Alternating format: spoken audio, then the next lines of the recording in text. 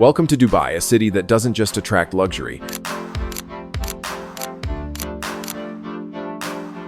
but has itself become the very definition of luxury. From iconic names like Chanel and Louis Vuitton to powerful American symbols like Tiffany & Co. and Ralph Lauren, everything converges here.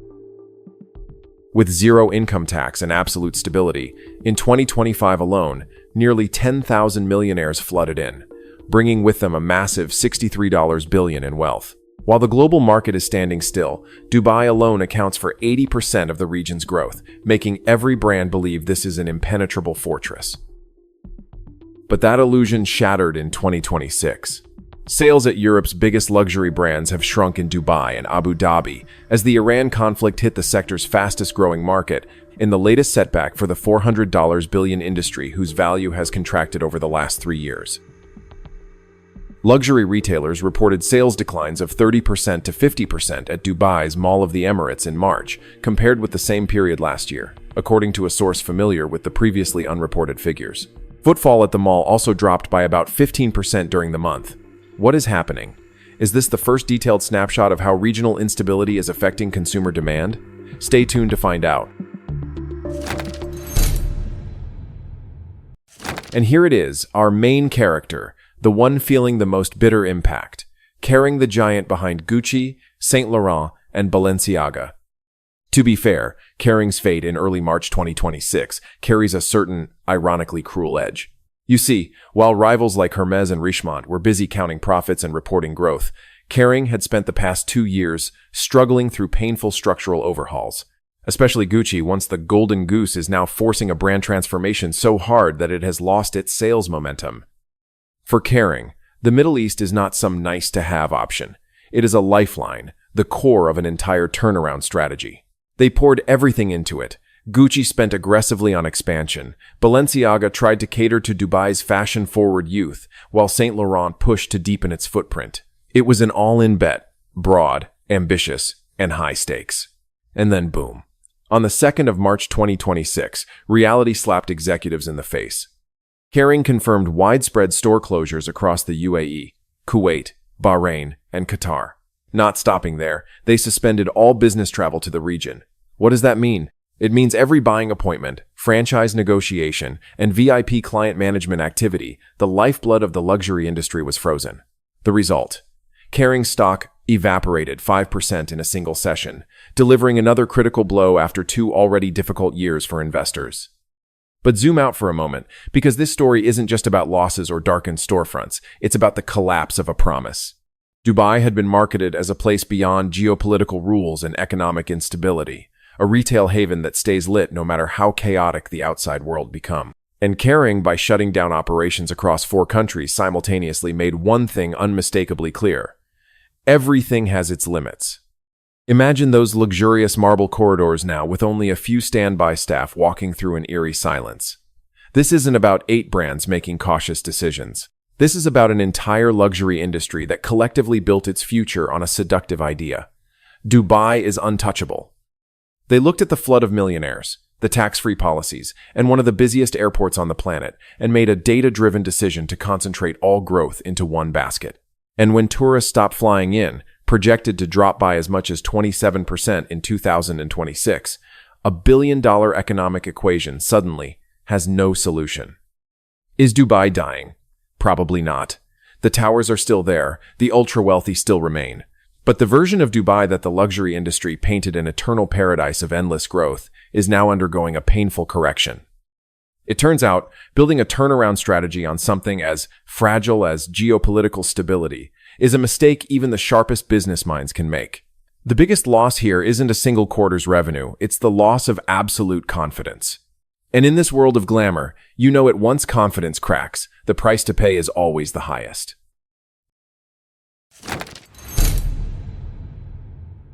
And in the runner-up position on this list, we have to name LVMH, the giant holding some of the most powerful cards in the game, such as Louis Vuitton, Dior, Givenchy, and Sephora. To understand just how all-in LVMH has gone here, take a look at the numbers. In 2025, the Middle East contributed up to 14% of revenue for the group's core divisions. As recently as January 2026, CFO Cecile Cabanis confidently declared this region a land of extraordinary growth. LVMH didn't just talk, they backed that belief with cash. Louis Vuitton had just hosted a lavish exhibition at the Jumeirah Marsa Al Arab Hotel only weeks before the disruption hit. Sephora was enthusiastically launching its first beauty brand in Saudi Arabia. They weren't playing defense, they were charging into the Middle East as if it were the last gold mine on earth. But in March 2026, Louis Vuitton, Dior, and a series of other stores across the network simultaneously pulled down their shutters, closing for at least 2 days. Notably, they were willing to ignore an ultimatum from Emaar, the mall operator that had warned unauthorized closures would constitute a serious breach of contract. But as you can see, once missiles start flying, LVMH understood that employee safety and brand reputation matter more than lease agreements or Dubai authorities' futile efforts to keep up the illusion that everything is fine. The price for that harsh reality? Extremely steep. LVMH shares plunged 4.3% on March 2 alone, contributing to a staggering $100 billion wipeout in the luxury sector's market value in the blink of an eye. Over the following month, they lost another 10%. At temples like Fashion Avenue in Dubai Mall, sales associates, expatriates who came here to build their dreams, suddenly found themselves facing an uncertain, open-ended future.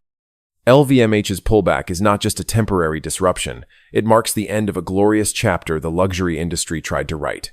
The Middle East had been hyped as the next great growth engine. But when the world's #1 luxury giant decides to turn off the lights in its most important flagship stores and watch its stock collapse, that chapter is no longer on pause. It is officially closed.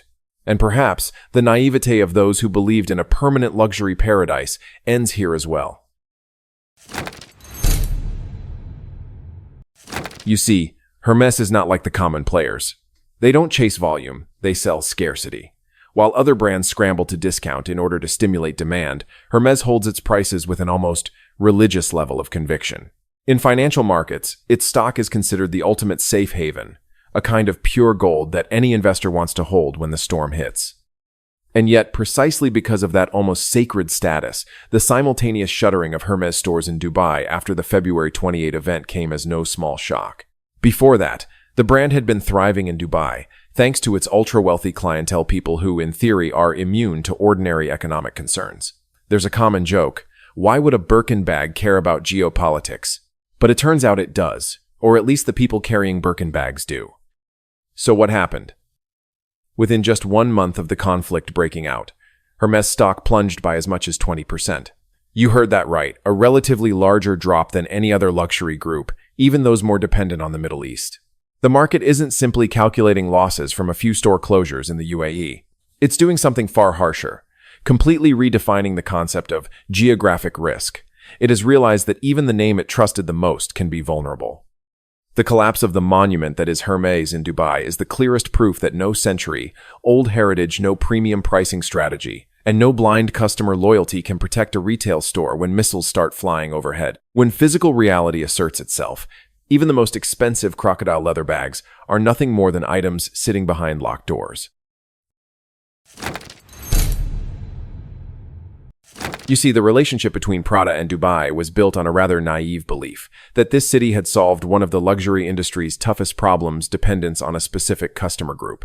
According to reports from Bernstein, Prada executives once proudly claimed that revenue in the UAE was perfectly balanced: 1/3 from locals, 1/3 from ultra-wealthy expatriates, and the remaining third from international tourists.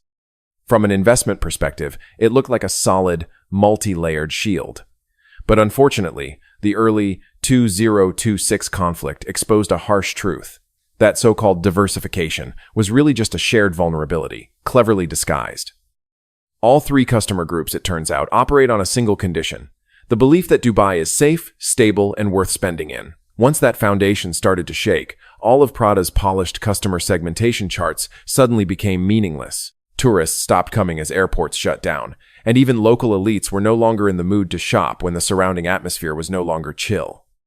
As analysts at RBC Capital Markets sarcastically put it in very plain terms, the pink backdrop that made people feel happy spending money had been completely torn apart.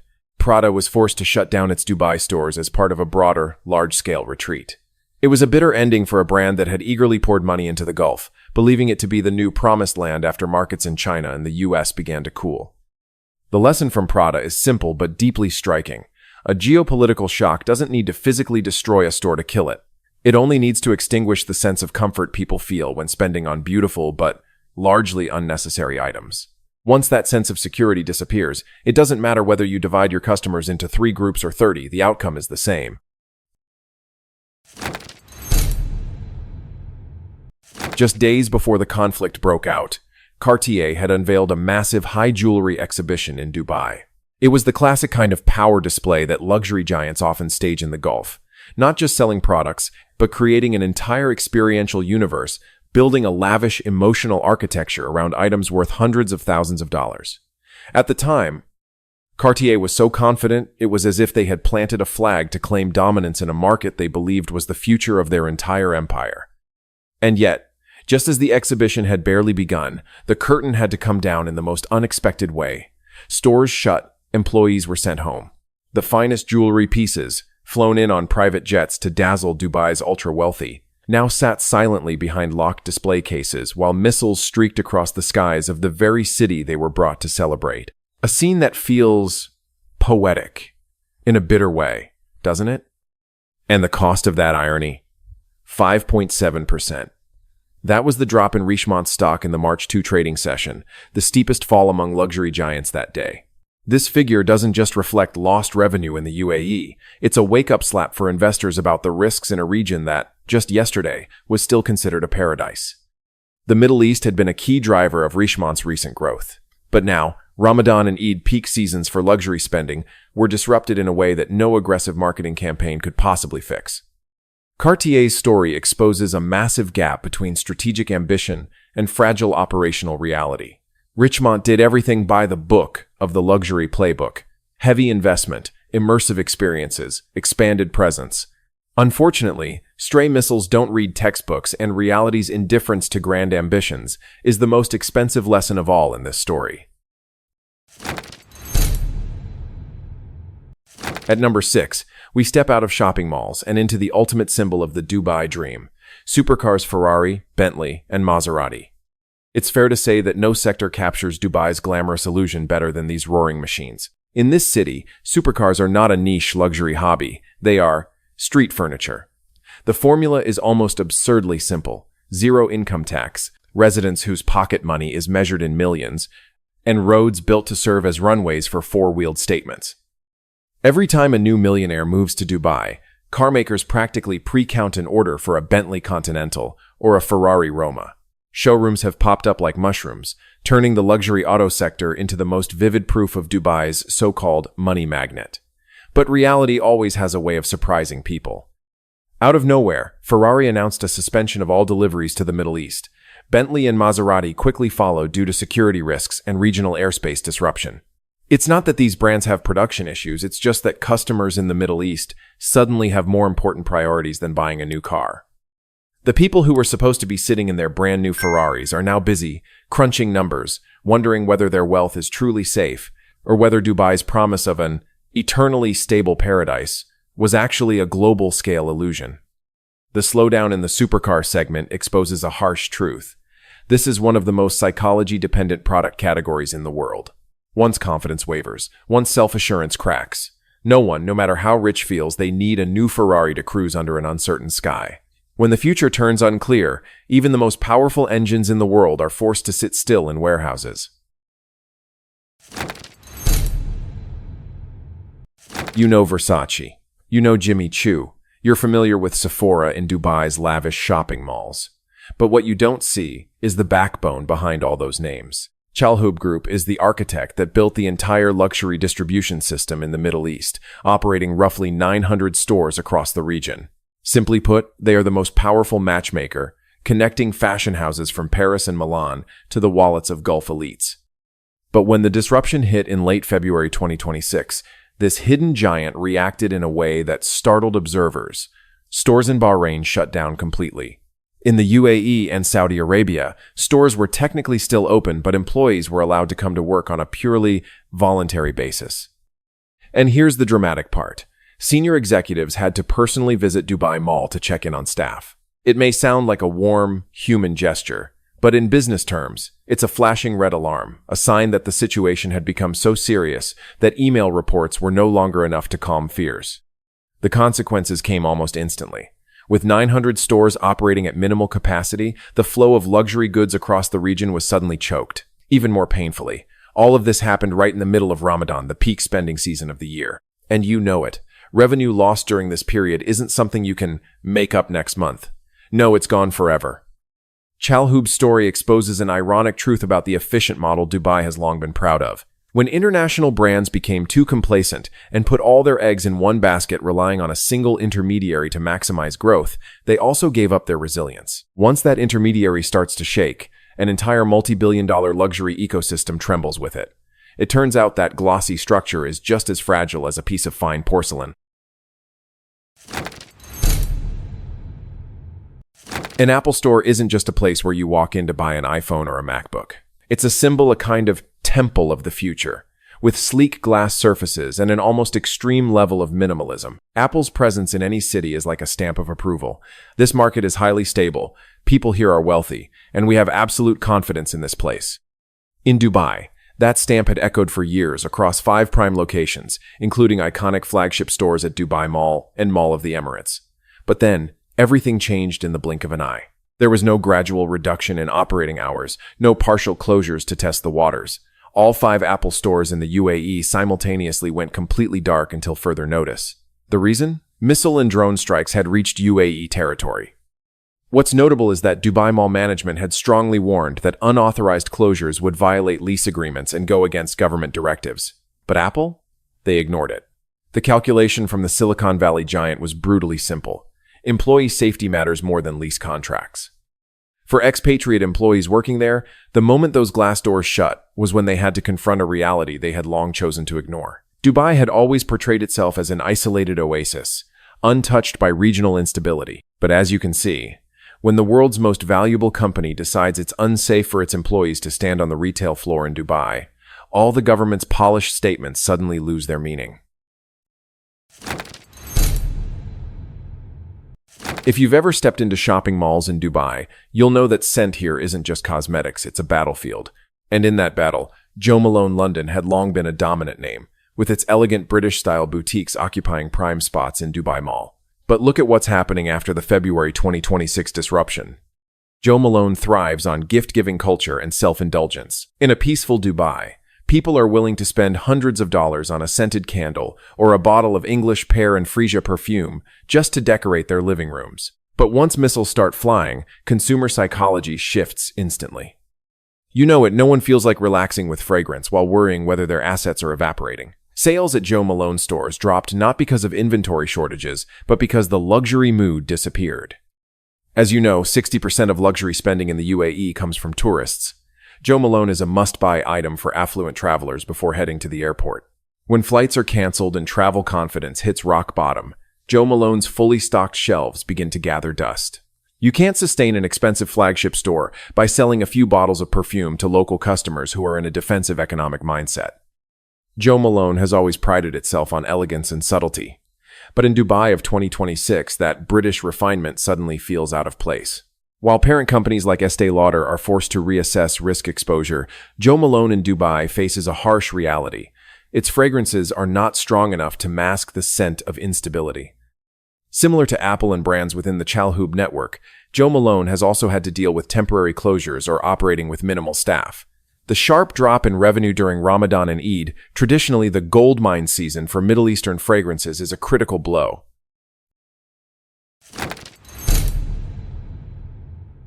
At the end of the day, Dubai is caught in the very putting all eggs in one basket mindset that the luxury industry has been deluding itself with. After 2 years of stagnation in China, combined with volatility in the US and European markets, the Middle East became the fairy tale brands told themselves about their own future. And when that fairy tale was disrupted, they realized they had no backup plan at all. The $100 billion wiped out from the stock market is not just a reaction to darkened storefronts.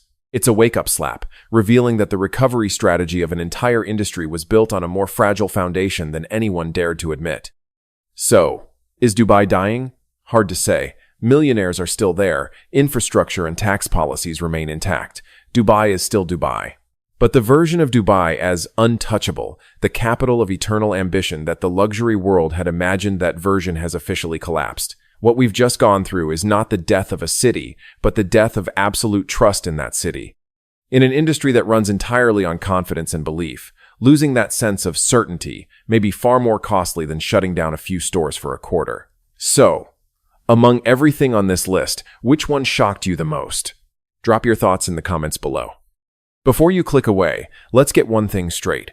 This isn't a crystal ball attempt to predict the exact date of the next global meltdown. Consider it a much-needed reality check on the geopolitical risks that most data-driven strategies conveniently ignore. Thanks for sticking around until the end. If this breakdown changed how you look at the untouchable world of luxury, you know what to do. We'll catch you in the next one.